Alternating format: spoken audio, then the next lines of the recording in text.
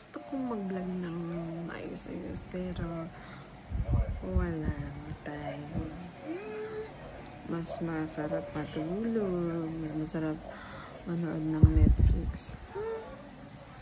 Pero si baby ngayon ay nasa 2 months na, sa January 7. So 7 weeks na pala siya. 7 weeks. At ito na si baby.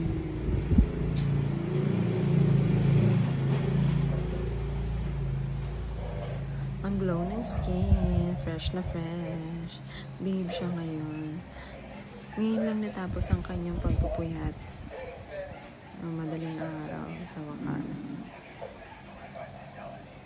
Na ako nakatulog ng maayos kahit pa paano. Bumawi. Tulog na tulog kahapon. And then kanina madaling araw. Okay naman.